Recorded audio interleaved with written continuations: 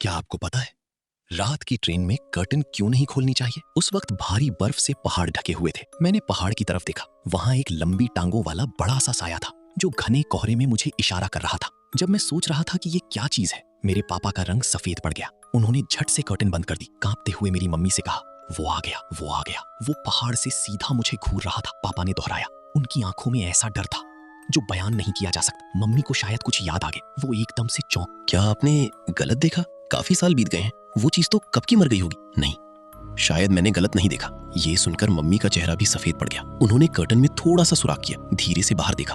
तब जाकर मम्मी के चेहरे पर थोड़ा रंग आया। पक्का आपने गलत देखा होगा। पहाड़ में कुछ नहीं है। क्या मैं सो रही थी इसलिए आपने मुझे डराया? नहीं यार, मैंने साफ देखा था। हम इतने साल से यहाँ हैं, वो कभी नहीं आया। अब हम एक बार बाहर गए तो वो आ गया।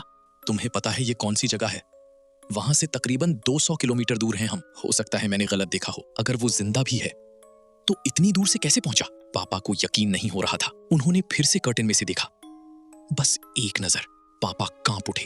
वो सीट से उछल पड़े। इसे डब्बे के बाकी लोग हैरान हो गए। सबकी नजर उन पर थी। मम्मी ने उन्हें जोर का थप्पड़ मारा। ऐसे अचानक क्यों डर रहे हो? पापा ने कर्टन को कस के बंद कर लिया। काफी देर बाद कांपना बंद हुआ।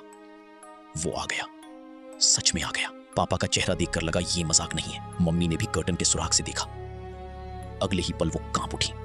वो सीट पर ढीली पड़ गई। इतने साल बीत गए और ये पुरानी गलती थी। वो हमें क्यों नहीं छोड़ रहा? मुझे समझ नहीं आ रहा था। मम्मी पापा, वो आखिर है कौन? पापा ने सर हिलाया। उसका नाम नहीं लेना। अगर बोला तो वो हमारी आवाज पहचान लेगा। फिर बचने का कोई मौका नहीं होगा। मुझे समझ नहीं आ रहा था कि वो इतने क्यों डरे हुए हैं। मैंने क्यूरियोसिटी में विंडो से देखा। वो साया अब पहले से बड़ा लग रहा था। उसके शरीर पर घने बाल थे। अंधेरा बहुत था और दूरी भी साफ दिखाई नहीं दे रहा था। बस इतना पता था वो इंसान जैसा है, लंबी टांगों वाला। पहले वो आधे पहाड़ पर था, पर कुछ ही पलों में वो नीचे पहुंच गया। मम्मी पापा को घूर रही थी। ओल्डली, हम यहाँ बैठ के मौत का इंतजार नहीं कर सकते। वो 200 किलोमीटर दूर से भी आ सकता है। इतनी करीब है। जल्दी ही वो यहाँ आ जाएगा। पापा कंडक्टर को ढूंढने गए। वो वापस आए। क्या हुआ? मम्मी ने जल्दी से पूछा। बर्फ बहुत तेज हो गई है, कल ही ट्रेन चलेगी। खत्म। पापा चुप हो गए। उन्होंने मम्मी को सीट से खींचा। जल्दी दूसरे डब्बे में चलते हैं, ट्रेन में बहुत शोर है। जगह बदलते हैं, शायद वो हमें ना ढूंढ पाए। मम्मी जल्दी से उठी, मुझे लेकर दूसरे डब्बे में गई। इन दिनों में ट्रेन रूट्स कम है। डब्बा भरा हुआ था, शोर बहुत था। भीड़ देखकर पापा को थोड़ी राहत मिली। हम तीनों डब्बे के कोने में खड़े थे। मम्मी पापा ने मेरा हाथ पकड़ा हुआ था। उनके हाथ पसीने से गीले थे। अब बस इंतजार कर सकते हैं। वो चाहे जितना ताकतवर हो, ट्रेन तोड़ के अंदर नहीं आ सकता। जब तक ट्रेन चलेगी हम सेफ हैं। मम्मी ने सर हिलाया, कुछ नहीं बोला। तभी डब्बे में कोई चिल्लाया। शोर वाला डब्बा शांत हो गया। सब आवाज की तरफ देखने लगे। आवाज एक नौजवान की थी। हल्की रोशनी में वो अपने फोन को घूर रहा था। उसकी आंखें भरी थीं। मम्मी पापा भीड़ में गए। उस लड़के का चेहरा देखा। दोनों ने एक दूसरे को देखा। वो तो डोंगजी था। डोंगजी हमारे ही गांव का है। हम गांव के पूरब में रहते हैं, डोंगजी पश्चिम में। हमारी ज्यादा बात नहीं होती थी, पर पहचानते तो हैं। आज ट्रेन में मिल गए। डोंगजी ने ऊपर देखा। Brother Li, sister in law. मेरे मम्मी पापा नहीं रहे। क्या क्या हुआ? डोंगजी ने फोन दिखाया। स्क्रीन मम्मी पापा के सामने थी। मैंने भी देखा। फोन स्क्रीन पर खून से सना नजारा था। डोंगजी के घर का आंगन। 2 लोग सर गायब थे। शरीर अजीब तरह से मुड़ा हुआ था। पता नहीं किस चीज ने काटा हुआ था। कपड़ों से पहचाना जा सकता था। वो डोंगजी के मम्मी पापा थे। यात्री देखकर घबरा गए। बेचारा, क्या भेड़िया गांव में आ गया? यहाँ के पहाड़ में ऐसी चीजें होती हैं।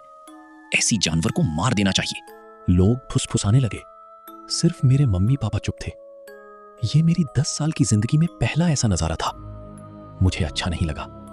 मैंने धीरे से कहा, मम्मी, क्या वो चीज ने किया है? मम्मी पापा ने मेरा मुंह बंद कर दिया। बकवास मत करो।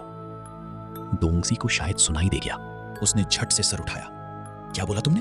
कौन सी चीज? पापा ने तुरंत कहा, मैंने उसे भूत की कहानियां सुनाई थी। बच्चे हैं, समझ नहीं आता। सच मान लिया। बस बकवास कर रहा है। अभी तो पेरेंट्स गए हैं। डोंगजी दुख में था। उसने फोन चलाया। ऐसा कैसे हो सकता है? मैं तो बस कुछ घंटे के लिए गया था। मम्मी पापा कैसे गए? फोटो एल्बम में वो फोटो थी जब वो निकला था। उसके मम्मी पापा थे घर के बाहर। हाथ हिला रहे थे। शायद दूरी की वजह से फोटो धुंधली थी। बस 2 लोग दिख रहे थे। डोंगजी रोता रहा। तभी किसी ने फोटो गौर से देखी। एक आवाज निकली, ये क्या है? फोटो जूम करो। डोंगजी समझा नहीं, पर उसने जूम कर दिया। एक आदमी ने इशारा किया। दीवार के पीछे एक साया खड़ा था, लंबी बाहें, कैमरा की तरफ इशारा कर रहा था। सीन वहीं रुक गया। ये क्या चीज है?